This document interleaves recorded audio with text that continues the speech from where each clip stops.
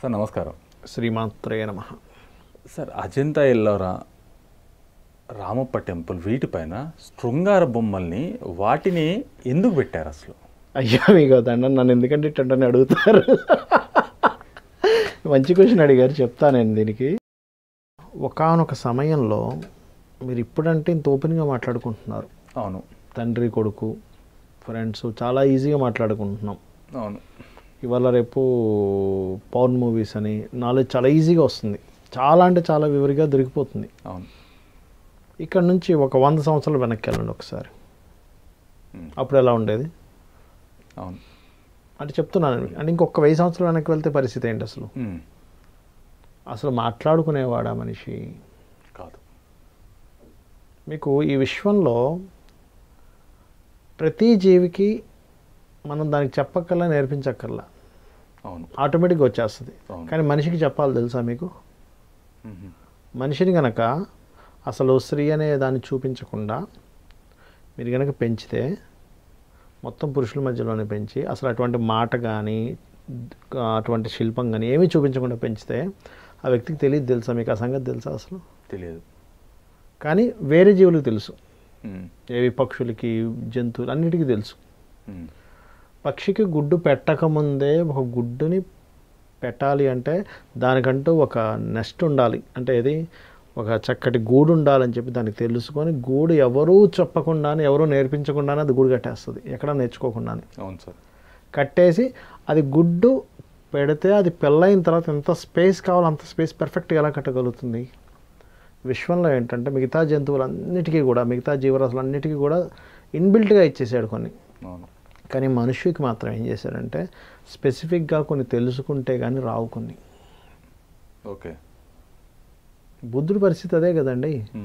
బయటికి వెళ్ళాక ఏంటి, మనిషి చచ్చిపోతాడా, ఇలా ఉంటాడని ఆశ్చర్యపోయాడుగా బుద్ధుడు, లోపలే పెంచడం వల్ల. ఇప్పుడు ఇటువంటి విషయాలు పెద్దవాళ్ళ కూర్చొని చెప్పలేరు. ఆ కాలంలో మీరు ఒక్కసారి శిల్పాలు చెక్కిన కాలంలోకి వెళ్ళండి ఎప్పుడు కూడా. ఈ కాలంలోకి వచ్చి మాట్లాడొద్దు, ఈ కాలం దృష్టితో చూడొద్దు దాన్ని. ఆ కాలంలో చెప్పే నాదుడు లేడు మనిషికి. అదేమో కావాలి, సెక్స్ నాలెడ్జ్ కావాలి కంపల్సరీ. లేకపోతే జీవం యొక్క అభివృద్ధి జరగదు. అంతే కదండి. స్త్రీ పురుషులు కలయిక ఉంటేనేగా మీకు విశ్వం యొక్క ఉనికి ఉండేది, లేకపోతే ఎక్కడి నుంచి ఉంటుంది? జరగదు. అలాంటప్పుడు అది చెరిగిపోయినటువంటి రీతిలో ఉండాలి. అంటే ఏ రూపంలో ఉండాలి? అది శిల్పాల రూపంలో ఉంటుంది, చెరిగిపోకుండా ఉంటుంది. అయితే మీకు సందేహం కలగవచ్చు, అదేదో గుడి మీద ఎందుకంటే పెట్టడం, తీసుకెళ్ళి ఇంకోటి ఏదో మ్యూజియంలో పెట్టచ్చు కదా. మ్యూజియంలో తీసుకొచ్చి వాళ్ళ ఇంటెన్షన్ సెక్సువల్ ఇదే చూపించేటట్టయితే ఒక మ్యూజియం పెట్టి చక్కగా కట్టేసి అక్కడికి వచ్చి జనాలందరూ అక్కడికి వచ్చి చూసి వెళ్ళిపోతుండొచ్చు కదా, సెక్సువల్ నాలెడ్జ్ ఇస్తాం కదా అని మీకు సందేహం కలగవచ్చు. అదే కదా సార్. ఎప్పుడు కూడా మనం ఇప్పుడున్న పరిభాషలో సెక్స్ అనే పదం వాడుతున్నాం, బట్ అది అతి పవిత్రమైనటువంటి శృంగారము. అతి పవిత్రమైనటువంటిది. అందుకే చూడండి, మనకి మన సనాతన ధర్మంలో మొదటి రాత్రి జరుగుతుంది చూసారా, దాన్ని గర్భాధానము అంటారు. ఫస్ట్ నైట్ అంటారు దాన్ని గర్భాధానము. అంటే ఆ గర్భని స్త్రీ వాళ్ళ యొక్క ఏదైతే వంశం ఉంటుందో ఆ వంశం నిలబెట్టడానికి గర్భాన్ని దానంగా ఇస్తుంది ఒక స్త్రీ. అంటే గొప్ప త్యాగం చేస్తుందని అర్థం. ఫస్ట్ నైట్ అంటే గొప్ప త్యాగం చేస్తుంది స్త్రీ అక్కడికి వచ్చి. ఇది పురుషుడి యొక్క వీర్యాన్ని గర్భంలో నిక్షిప్తం చేసుకొని వాళ్ళ వంశాన్ని అభివృద్ధి చేసుకోవడానికి. దానికి ముందు ఎందుకు ఏం చేస్తారంటే ఆ గర్భం క్లియర్ అవ్వడానికి దానికి ఒక ప్రత్యేకమైన పూజ ఉంటుంది. వాళ్ళిద్దరికి ముందు కూర్చోబెట్టి పూజ చేసి దాని తర్వాత ఫస్ట్ నైట్ చేపిస్తారు. అవును, విన్నాను సార్. ఓకే. అంటే ఇక్కడ అర్థం ఏంటి? ఫస్ట్ అది చాలా పవిత్రమైనటువంటి విషయం. అది శృంగారం ఏదైతే ఉందో సృష్టిని పెంపొందించేటువంటిది, సృష్టి యొక్క ఉనికి, సృష్టికి సంబంధించినటువంటి ఎక్స్టెన్షన్ ఏదైతే ఉందో అదంతా కూడా ఒక గొప్ప కార్యం, భగవత్ కార్యం. అది ఆ భగవత్ కార్యము మీరు ఎటువంటి ఇంటెన్షన్, ఎటువంటి మైండ్ సెట్తో ఉంటే మీరు అది చూస్తే జరుగుతుంది అనేటువంటిది ఉంటుంది. ఇప్పుడు మీరు చూడండి, చిన్న ఎగ్జాంపుల్ చెప్తాను. మీరు టెంపుల్కి వెళ్ళారనుకోండి, ఒకసారి టెంపుల్ లోపలికి వెళ్ళి బయటికి రాగానే మీ ఫీల్ ఎలా ఉంటుంది సార్? ఒకసారి పీస్ఫుల్ మైండ్ తోటి చాలా పీస్ఫుల్ మైండ్తో నేను ఏదో ఇప్పటి నుంచి నేను ఒక మంచిగా ఉండాలి అంటే వ్యక్తి చాలా మంచిగా కూడా ఉంటాడు, ఒక్కోసారి రాంగ్ రూట్లోకి వెళ్తూ ఉంటాడు. కానీ ఒక్కసారి టెంపుల్కి వెళ్ళి రాగానే ఏమవుతుంటుందంటే మన మైండ్ సెట్ మన ఆలోచనలు అన్నీ ఒక దగ్గరికి అదేదో ఒక సిస్టమేటిక్లోకి వస్తాయి. అవును, వచ్చి మనం బయటకు అడుగు పెడతాం, ఒక రకమైన కాన్ఫిడెంట్తో ఉంటాం, ఒక రకమైన దీంట్లో ఉంటాం. కొంచెం సేపు చూడండి, ఆ కొద్దిసేపు ఉంటుంది, మళ్ళీ ఒక హాఫ్ అన్ అవర్ 1 అవర్ ఆఫీస్కి వెళ్ళిన తర్వాత అక్కడికి వెళ్ళిన తర్వాత చెదిరిపోతుంది, మళ్ళీ అది ఆ ఫీల్ చెదిరిపోతుంది. భగవంతుడిని దర్శనం చేసుకోవడానికి వెళ్ళేటప్పుడు దర్శనం చేసుకున్న తర్వాత మన లోపల ఉన్న ఫీల్ ఈజ్ డిఫరెంట్, ఆలోచనలు డిఫరెంట్గా ఉంటాయి. ఆ ఫీల్తో ఆ సెక్స్ బొమ్మలు చూడాలి. అంటే ఆ సెక్స్ బొమ్మలు అంటే ఇప్పుడు పరిభాష ఉంది కాబట్టి ఇలా మాట్లాడుతున్నాను నేను.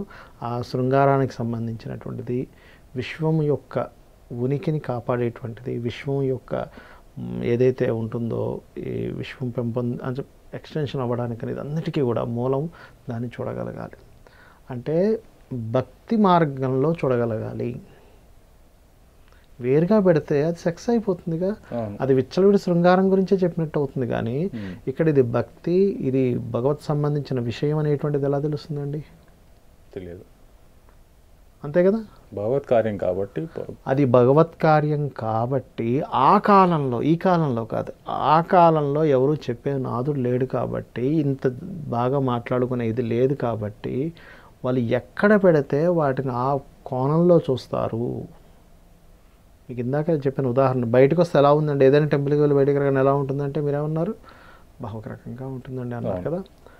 ఆ కోణంతో చూడాలి, ఆ సెకండ్స్లో, ఆ మినిట్స్లో, ఆ టైంలో చూడాలి. చూసినప్పుడు అబ్బాయి ఇది భగవత్ కార్యం కదా అని ఫీల్ జరగాలి. భగవత్ కార్యము అని చెప్పి ఫీల్ జరిగినప్పుడు ఇవాళ రేపు చూడండి, ఇవాళ రేపు కొంతమంది కల్చర్ చూసారా మీరు, మేము పిల్లల్ని కనమంటున్నారు చూసారా, మీరు అబ్జర్వ్ చేశారా? అవును సార్. ఈ సంతానం వద్దండి మాకు, అబ్బా చాలా బాధపడుతున్నాం, మళ్ళీ పిల్లలు కూడా అని అంటున్నారు కొంతమంది. ఆ బాధ్యతలు నేను మేలేమంటున్నారు. అవును, అది చాలా తప్పు. అంటే అటువంటివి కోణం రాకూడదు. ఇది భగవత్ సంబంధించినటువంటి విషయము, ఇది చాలా పవిత్రమైనటువంటి విషయము అనేటువంటి విషయం అప్పటి కాలంలో పెద్దవాళ్ళు చిన్నవాళ్ళకి చెప్పే అంత ఇది లేదు. అందుకని దాన్ని ఎక్కడ పెడితే వాళ్ళకి ఎడ్యుకేట్ అవుతారు, ఎడ్యుకేట్ రావాలంటే ఎలాగా అని చెప్పి చాలా ప్లాన్ చేసి అక్కడ పెట్టడం జరిగింది. ఇరువైపులా 4 వైపులా కూడా అలాంటి బొమ్మలే ఉంటాయి. అవునండి, అవును. ఇప్పుడు రామో టెంపుల్ తీసుకున్నా సరే ఒక విగ్రహానికి శృంగారంలో 3-4తో పాల్గొన్నట్టు కూడా శృంగారంలో పాల్గొన్నారు. ఎందుకుంటాయి సార్ అట్లా? మరి అదేంటంటారండి, ఇప్పుడంటే ఒక్క భార్య అయిపోయింది. ఒకప్పుడు టైంలో 2-3 ఉండేవారు భార్యలు, మీకు తెలుసా అది? ఒకానొక టైంలో 2-3 భార్యలు ఉండేవారు. అప్పుడు దాన్ని కల్చర్ని ఆధారం చేసుకుని అప్పుడు దాని పరంగా చెక్కారు అవి. అట్లా అనమాట. ఇంకోటి అందులో మీరు గమనించినట్లయితే ఒక గుర్రంతో కూడా ఉన్నట్టుగా ఉంటుంది. అవును, చూడండి, అది దట్ ఈస్ హార్స్ పవర్ అనమాట. దాని symbolic is horse power. Okay. అట్లా ఇంకోటి ఏంటంటే మనిషితోనే చేయాలి, జంతువులతో చేయకూడదు. అంటే మనిషికి ఇప్పుడు జంతువుని చూశాడు ఉదాహరణకి, అంటే మనిషి జంతువులతో చేయడం కాదని చెప్పడం అక్కడ. వీళ్ళందరూ ఏం అర్థం చేసుకుంటారంటే జంతువులతో కూడా చేస్తున్నట్టుగా ఉంది ఏంటి అక్కడ ఒక బొమ్మ అన్నట్టు అనుకుంటుంటారు.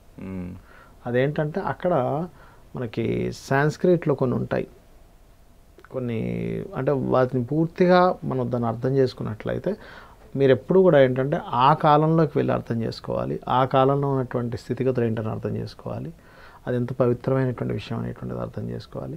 ఇవి అర్థం చేసుకుంటే కానీ అది ఎంతో ఆలోచన విధానం ఉండాలి, దానికి ఎంతో ఓపెన్ మైండ్ ఉండాలి, దానికి ఎంతో అవగాహన ఉండాలి. అంతేగాని దానిలో వెంటనే మనం సెక్స్ అనేటువంటి కోణం చూడడం కాదు. ఓకే. ఇంకోటి ఏంటంటేనండి, భార్యాభర్తలు కలిసి ఉండాలంటే వాళ్ళలో ఒక ఆకర్షణ కావాలి, కంపల్సరీ. ఆకర్షణ అన్నిటికంటే ఎక్కువగా ఇచ్చే ఆకర్షణ ఏంటంటే శృంగారం సంబంధించిన విషయం. వాళ్ళిద్దరి మధ్య ఆకర్షణ లేదనుకోండి విడిపోయే ఛాన్సెస్ ఎక్కువ ఉంటుంది, తెలుసా మీకు? ప్రతి సంసారంలో విడాకులు రావడానికి కారణమే అంటే ఇది కూడా ఒక కారణం, కంపల్సరీ ఇదని కాదు, ఇది కూడా ఒక కారణం. ఎందుకంటే మనం ఏమనుకుంటామంటే కొద్దిమందికి తెలియని వాళ్ళు సెక్స్ అనే భావన తీస్తారు, కానీ యాక్చువల్గా శృంగారం అనేటువంటిది ధర్మబద్ధంగా భార్యాభర్తలు ఒకరి మీద ఒకరు చూపించుకునేటువంటి ప్రేమ పరిభాష మరొక యాంగిల్ అనమాట అది. అంటే మీరు మీ ప్రేమను వ్యక్తపరిచే మరొక యాంగిల్ శృంగారం అనేటువంటిది. మీ ప్రేమను రకరకాలుగా వ్యక్తపరచుకోవచ్చు కదా. అవును. అలాగా భార్య మీద భర్త, భర్త మీద భార్య వ్యక్తపరచుకునేటువంటి ఒక కోణమే శృంగారం. అది సెక్స్ కాదు, ప్రేమను వ్యక్తపరచుకునే ఒక భాష అన్నమాట యాక్చువల్గా చెప్పాలంటే. అందులో ఎక్కువగా ఉంటుంది వాళ్ళ యొక్క కలయిక కానీ వాళ్ళ దగ్గర అవడానికి కానీ ఎక్కువ సోర్స్ ఎక్కువ ఉంటుంది. అది మిస్ అవ్వకూడదు. అది మిస్ అయితే గనక మనిషి యొక్క అంటే భార్యాభర్త పవిత్రమైనటువంటి ఇది విడిపోవడం, విచ్ఛిన్నాలు జరుగుతుంటాయి అనేటువంటి కోణంలో కూడా పెట్టడం జరిగింది. ఇంకోటి ఏంటంటే అప్పట్లో మ్యారేజ్ అయిన తర్వాత ఖచ్చితంగా క్షేత్రానికి వెళ్ళేవారు, తీసుకెళ్ళేవారు. మ్యారేజ్ తర్వాత వాళ్ళకి వెంటనే తెలియాల్సింది అది. అందుకే చూడండి అన్ని టెంపుల్స్లో పెట్టలేదు మీకు అది, స్పెసిఫిక్గా కొన్ని పెట్టారు. అంటే అప్పట్లో ఏంటంటే మ్యారేజ్ అయ్యాక అక్కడ తీసుకెళ్ళేవారు. తీసుకెళ్ళి అది చూసుకుంటే ఓహో ఇట్లా ఉంటుందన్నమాట అని అప్పుడు నాలెడ్జ్ కావాలి. అవి తీసుకెళ్ళి అప్పటి వాళ్ళు మీరు అబ్జర్వ్ చేయండి, ఎక్కడ పడితే అక్కడ అంత సిటీ మొత్తం నింపేలేదు వాళ్ళు. ప్రత్యేకంగా ఒక టెంపుల్ పైన పెట్టారు. ఎందుకు పెట్టారు అనేది మనం కరెక్ట్గా మనం ఈ రకంగా ఆలోచించినట్లయితే మనకు కరెక్ట్ ఆన్సర్ దొరుకుతుంది. అంటే ఈ రోజులో ఉన్న ఇది వేరు, అప్పుడున్నటువంటి స్థితి వేరు. ఈరోజు ఎందుకు సార్ ఈ రోజుల్లో కూడా ఒక పిల్లవాడిని మీరు లోపల పెట్టేసి పెంచండి చిన్నప్పటి నుంచి, వాడికి అసలు తెలుస్తుంది అనుకుంటున్నారా? అసలు పొరపాటును కూడా తెలియదు, ఏం తెలియదు, అసలు తెలియదు. అలాంటప్పుడు ఎవ్వరూ మాట్లాడినప్పుడు ఎట్లా తెలుస్తుంది మనిషికి? ఒకసారి ఆలోచించండి. ఇప్పుడులాగా సెల్ ఫోన్స్ లేవు, ఇప్పుడులాగా టీవీలు లేవు, ఇప్పుడులాగా ఏదో సినిమాలో ఒక ముద్దు సీన్ ఏం లేదు. అప్పుడు ఉన్నదా? పెద్దవాళ్ళ మాట్లాడరు, ఎట్లా తెలియదు వాడికి? ఒక ఆడ ఒక మగ స్పర్శ తగిలేదు కూడా కాదంట, తగిలేదు కూడా కాదు. వీళ్ళు ఇక్కడ ఉంటే తలెత్తి చూసేవాళ్ళు కూడా కాదు. మరి కానప్పుడు ఎట్లా తెలియాలి? దానికి ఆల్టర్నేట్ ఒక ఏర్పాటు చేయాలి కదా. అప్పుడున్నటువంటి నాగరికత, అప్పుడున్నటువంటి సిచ్యువేషన్స్ ఏవైతే ఉన్నాయో అందుకనే అప్పుడు అట్లా చేశారు. అది కూడా పవిత్రమైనటువంటి భావంతో చేయాలి, పవిత్రమైన భావంతో. మీరు అన్నట్టుగా కొంతమంది కొన్ని రకాలుగా దాన్ని ఎలాగైనా తీసుకోవచ్చు. అవునండి, అవును. పాజిటివ్నెస్ తీసుకోవచ్చు, నెగిటివ్నెస్ తీసుకోవచ్చు. ఒకటి సార్ నేనేమంటానంటే ఒక స్టోరీ ఉంది. అంటే పబ్లిక్ ఎలా ఉంటారంటే సార్, మీరు మంచి మాట చెప్పినా కూడా అందులో నెగిటివ్ తీసుకునేవాడు ఉంటాడు. మీరు ఒక తిట్టినా నా కోసమే తిట్టాడు, నా మంచి కోసం తిట్టాడు అని చెప్పి మంచి తీసుకునేవాడు ఉంటాడు మనుషుల్లో. మీరు ఒక వ్యక్తిని తిట్టారనుకోండి, అరే నేను బాగుపడ్డాను తిట్టింది కదా, నేను బాగుపడ్డానికి తిట్టి, నేను తప్పు చేస్తున్నా కాబట్టి తిట్టాడు, నేను పని నేర్చుకోవడానికి తిట్టాడు, ఆంజనేయులు అనుకునే వ్యక్తి ఉండొచ్చు మిమ్మల్ని. ఒక వ్యక్తిని మీరు ఒక పొగిడినా కూడా అమ్మ పొగిడినట్టు లేదు, సెటైర్ ఉంది అని చెప్పి నెగిటివ్ తీసుకునేవాడు ఉంటాడు. మనం రిసీవ్ చేసుకునే దాన్ని బట్టి, ఆలోచించే దాన్ని బట్టి ఉంటుంది. అంతే కదా సార్, అర్థమైందా అండి? అదేదో గాడిద కథ ఉంటుంది తెలుసా మీకు?